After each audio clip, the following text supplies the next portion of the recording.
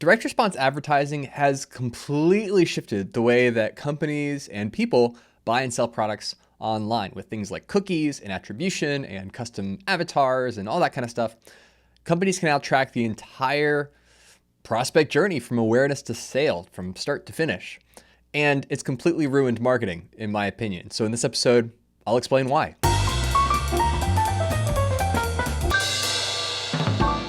Welcome back to the Honest Marketing Podcast, where you learn proven strategies to grow your business without selling your soul. I'm your host, Travis Albritton, and until a few years ago, it was just simply not possible to track every single piece and part of the customer's purchasing journey. If you're a business and you want to know how did someone go from learning about me to deciding to give me money, it wasn't possible because there were so many pieces in the middle that you couldn't keep track of. Along comes direct response marketing and advertising, where you can track not only how much did you spend to get someone to click on something, but you could track their activity across websites and across pages and between softwares and apps to actually map out the whole journey, and also see all the places on the journey where you could quote unquote optimize the sales experience to generate more sales from the same amount of traffic. Now that has left a lot of people with the impression that that's simply how marketing works. That's how sales works. What you do is you create a funnel, you craft it perfectly, and then you tweak and refine every single piece of it until it's absolutely perfect and it cannot get more optimized, and you have found the perfect silver bullet to get your company to grow on autopilot. But it neglects a couple of things that I think are really important, and I think it's one of the reasons why for a lot of new entrepreneurs and new businesses that have gotten into business, specifically online business, in the last decade or so, has left a skewed understanding of how marketing actually works, and it's actually hurting your business. So if this is you and you're like wholly reliant on Facebook ads and Google ads to drive business and to drive new customers, then this is going to be a really important episode for you, because I think it's going to give you some things to think about and consider that maybe other people, other marketing gurus aren't really talking about right now. And there are 4 specific reasons that I think direct response has ruined marketing. And I don't say that lightly. I really do believe that direct response and this idea that you can track every single piece of the sales process is leading to some unintended consequences. One of the first things that I think direct response advertising or marketing does is it shifts how you make decisions. So when that becomes the framework that you look through to see, is someone engaging with your product or your service or considering buying, all of your decisions are primarily based around optimizing conversion rates, right? So if you are creating ad copy, ad collateral, creative, whether it's images or videos or sales copy, you're testing links and buttons and things like that to see which ones get the best results in the platforms that you're using to promote, then you are actually tracking all of these things and saying, okay, if we change this button from green to orange, did that change the amount of people that click to the next page, right? And at one level, that's really cool that you now have this ability to do A/B and C testing in real time with real data. But what often happens, and this is something I personally experienced, is that comes at odds and really is a detriment to the real life experience of interacting with your brand and your product. So a couple of years ago, I was launching a product in the info space. So it was a new course / membership program. And, I was launching it. I was doing like an actual closed cart launch where there's a period where you could buy, and then after a certain point, you couldn't anymore. And I had spent a lot of time tweaking and optimizing my sales process to try and get the best return on ad spend that I possibly could. I was bootstrapping the launch. I needed to make a certain amount of money, so there was a lot of pressure that I was putting on myself to turn a profit and to turn as large a profit as I could. What ended up happening though is I ended up getting a bunch of refund requests immediately after the sale or after the launch. And the reason was not because the product was bad. It wasn't because I didn't deliver on the promises that I made, but it was how the sales process made my prospects feel.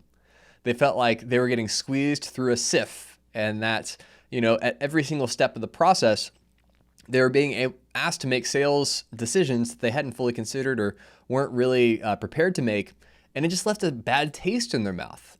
While on paper, I could look at that and say that was a really highly optimized sales process and really well put together funnel that was profitable. On the flip side, the unintended result was that people felt like I was trying to squeeze every single ounce of profit that I could out of my relationship with them, instead of really showing up with a service mindset, to the point where they just flat asked for a refund and said, based on how this sales process made me feel, I now associate those feelings. They didn't tell me this directly, but it was pretty clear. how that sales process made them feel was something they could not disentangle from their thoughts about me and my brand and what my company did. And so they said, I don't want to do business with you if this is how you're going to make me feel. And that is the story time and time again of shifting into a more direct response world, because everything becomes very transactional. It becomes very numbers driven. And so they're not people, they're leads. And those leads need to turn into customers. And a customer, again, is just calculated based on LTV, lifetime value, how much money you're going to make from them. But it's not really about the person. It's about this imaginary persona, digital persona on the other side of a checkout page, and you're trying to do battle with them to get their credit card information. And so, again, when you lean into this direct response marketing, which is where you're tracking initial clicks and attention all the way through to a sale, it ends up skewing what you optimize. And so you optimize for conversion rates rather than a positive human experience. The thing that I've discovered myself in my own businesses is that when I spend more time focused on, talking to my clients and my customers and my prospects and figuring out what they're dealing with and what problems they're going through, and just really speaking to them on a human level, that has a far greater shift in the profitability of my marketing campaigns than changing the color of a button on a website or changing a headline to see if it, adding some more sensational words gets more people to click on something. So at a fundamental level, I think time is better spent in the latter, or on the former, talking to people, versus how do I tweak this algorithmic sales page with the right colors and copy and case studies to get more people to give me more money. So that's number one.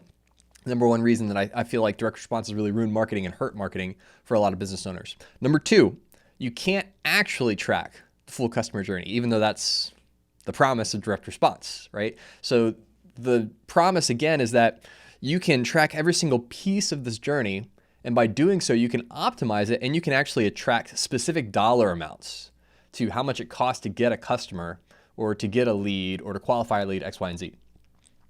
And that makes sense on one level, because if you're able to track how much it cost for you to get a link click, and you can actually see what percentage of people saw the ad that clicked the link, and then you have a certain percentage that landed on the landing page, a certain percentage that opted into the forum, a certain percentage that bought the product, and you can actually get that number down. And that's how a sales funnel works. And so, I did a whole podcast episode with Quajo earlier on the podcast. If you want to learn more about sales funnels, you can go check out that episode. But what's missing there is all of the other times that person interacted with your company and didn't do anything. They saw your website, they saw an ad, they checked out your social media page and saw some of the content that you were creating. But they didn't actually take action on any of those things. You just saw, hey, over here, they clicked a link and then boom, they became a customer. And so when you fully invest in direct response as like your only filter or your main filter that you use for marketing your company to get more sales, you lose sight of all the other touch points that you had with them before they decided to do business with you. And so you can't actually track the whole customer journey, because to do so would mean that you have to track all the things that are untrackable, all the interactions, all the touch points, all the impressions that you can't actually track, that you can't actually associate a number with. When they do studies on this, it used to be, somebody needs to hear about your product 7 times before they make a decision. Last study that I saw was like 25 times, just because of the sheer volume of ads that we see every single day, between 3 and 5 to 10,000, depending on how much time you spend on TikTok or social media. But it's all those uncaptured impressions and touch points that ultimately get someone to the place where they're ready to do business with you. And so, we're going to dig into this a little bit. So if your business is not based on just sporadic, spontaneous consumption, like if you're selling graphic t-shirt designs and they see an ad on Facebook, they've never heard of you, they don't know who you are, but within 5 minutes they bought something. If that's not the market that you're in, there's going to be other touch points. There's going to be other things that this customer, this prospect, this person does before they decide to do business with you that you won't be able to capture with a direct response generated funnel, okay? And so you have to have that kind of awareness to know, like, hey, there's things that we can't quantify. There's things that we can't track. There are KPIs that we cannot put a dollar or a percentage on or a number on that are vitally important to the overall success of your business, okay? But again, if you're looking at things strictly through that direct response mindset and framework, you're going to miss that. You're going to miss that really core piece of marketing and why it's so important. And big companies know this. Big companies understand the yin and the yang and the balance of these things, right? So when Coca-Cola does a big, global brand initiative, or they're buying billboards or TV ads, they're not tracking, okay, this TV ad was shown to 600,000 individual households. Of those individual households, how many of them bought a case of Coke in the next 30 days? They're not looking at it like that. They say, we did all of these things to increase the awareness and the affinity that people have of us and what we do and what we offer. On a holistic level, how did all of these initiatives affect the sales of our products? Did it go up by 1%? Did it go down by 1.5%? What markets responded best to these, wide-ranging initiatives? And so bigger companies understand how this works, that you can't actually track every single sale down to a link click. But small businesses seem to forget that because of the promise of platforms like Facebook and Google that tell you that it is possible. So that's the second thing. The second thing that I've done, or seen direct response have a negative effect on marketing, is that you can't actually track the buyer's journey, even though that's the promise that's made. The third thing, and the third reason why I think direct response has ruined marketing, is that it makes your marketing vulnerable to platform changes. Okay, and so this is a very pragmatic one. It's less philosophical than the others. It's very pragmatic that when you go all in on direct response marketing, you typically optimize on a given platform. So like, let's say that you start out with Facebook ads and Google AdWords and LinkedIn ads and Instagram ads.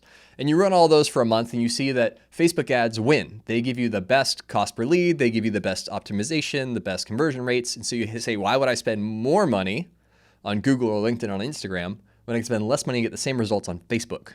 So you end up optimizing for one platform very quickly because that's what the numbers tell you to do. And so unless you intentionally spend more per customer acquisition on another platform in addition to Facebook because you want to diversify what you're doing, that makes you incredibly susceptible to algorithm changes, which a lot of small businesses figured out once Apple decided they were no longer going to let Facebook track their users' activity across websites without their permission. So that was the big thing that happened with Apple and Facebook. And Facebook ads have never been the same, quite frankly. Where it used to be, you could say, I want to find these kinds of people. And Facebook was so good at finding exactly the kind of person that you wanted to sell to, because they not only had their on-platform activity, the things they did on Facebook, but access to virtually the entire internet and everything they'd ever done, and created so many touch points that they could specifically identify people that not only were interested in your product, but were also in the place in their buyer's journey where they were ready to make a purchase of a product like yours. And so it was really like just some insane witchcraft stuff that was going on. And so a lot of businesses built their marketing on the back of Facebook ads. But then once that shifted and the algorithm shifted and the way you were able to advertise on Facebook shifted, it completely crumbled that ads model for so many businesses that were over-indexed in that one platform, because the numbers told them, if we want to make more money and more profit, spend more on Facebook ads and stop doing these other things. And so because that shifted, and then Google, due to regulations from the European Union, is phasing out their cookies technology and the ability to attribute your activity across platforms and across websites, you can't actually track your customers the way that you used to 5 years ago, 10 years ago. And so attribution falls off, your data becomes more unreliable. So the last time I ran a Facebook ads campaign, it said I got 500 email opt-ins. Then I go to the email service and it says I got 327. It's like, well, which one's right? Well, it's the email service, but by how much and for what reasons? And so all of these things are reasons why direct response is not the silver bullet that is being sold to business owners, right?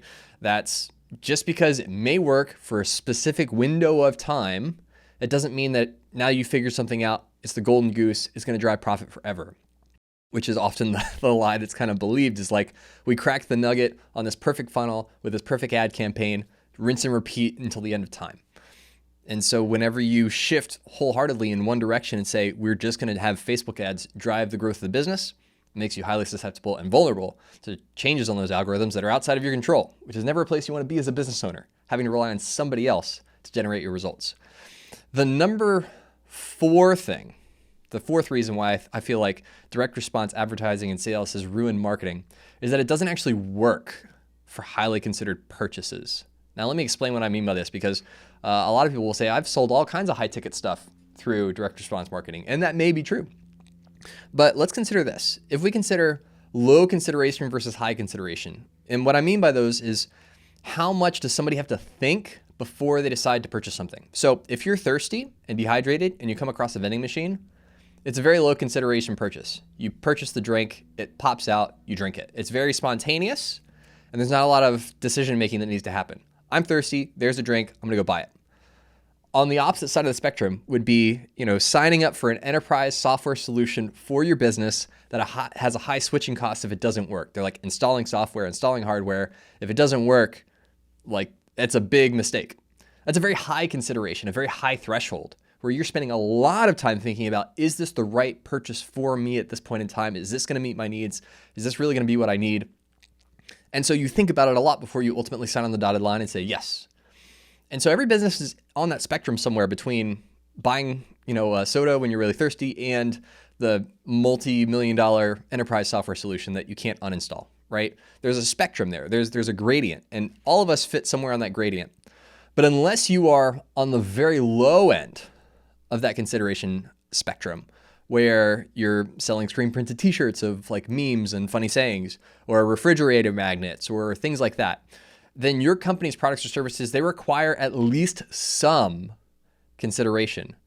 And what does that look like? That means that your prospect is going to be researching your competitors. Who else is making this widget? Who else is offering this service? How do I know I'm getting the best price or the right features? They're going to start consuming your blog. They're going to read your about page and your case studies, and they're going to look at your portfolio, and they're going to see, how do you stack up versus the other people that do what you do? And then once they've also done that for your competitors and the other people in your space, they may do business with you. And so that's the consideration, the research phase of buying. If it's anything that's not like a $5 widget or like a t-shirt or something, right? Something significant enough that they want to do research to make sure they don't have buyer's remorse. They actually buy the thing they want and that they need. And Google has made it so incredibly easy to do this research and to do this side-by-side comparison of your business versus another business that it's now hardwired in the way that people purchase things. If you even think about shopping on Amazon, what do? You type in the thing that you want, you have a bunch of companies and businesses that have listings there, and then you're reading the reviews, you're reading the features, you're trying to decide which one is the best. It's not necessarily the one that shows up at the very top. It's whichever one, after doing your research, you've decided is the most likely to meet your need. This is just how people shop now. This is how people make buying decisions. And direct response cannot track that. It cannot track that buyer's journey at scale, where you capture all the data completely and perfectly so you can make informed decisions about what's working and what's not working. You can't put a KPI around, well, I did market research and over the course of 4 months ultimately decided to do business with you. There are virtually no processes or systems that allow for that kind of uncertainty and lack of clarity, because that would defeat the purpose of having data that's reliable, right? You need to control all the variables so that you can tweak one thing and know that everything else is going to be consistent and the same. But that's just not how the world works. That's not how people make buying decisions. If you are at any point in the consideration process where it takes time for someone to make a decision, right? So like for my business, I produce branded podcasts. So guess what somebody does when they're thinking about having a podcast produced for their business? They type in podcast production agencies or something like that. And they're going to see a list of all these different options of people that say they do the same thing. And you're going through the websites and you're looking at the features and you're looking at what do they offer, at what price point, what do these people offer? And, can I actually look at some examples of work you've done? Because maybe you're cheaper, but it's not because you're better or, vice versa. It's just because you're in a different market or you have a different, you're internationally spread out with your team versus an all US domestic team. Like there's all these variables. But all that research happens before somebody ultimately decides, okay, this is the company that I want to produce the podcast for my brand, for my business. And so if all that I do is run Facebook ads telling people I can make a podcast for them, it'll fall flat ultimately, and I will lose a lot of business because I miss out on that research phase and creating all the marketing assets and collateral that I need in order to establish myself online as someone who's trustworthy, who knows what they're doing, so that when someone is poking around and researching things, they can quickly make a decision about if I'm going to be able to meet their needs or not. And all that happens outside of direct response. It just does.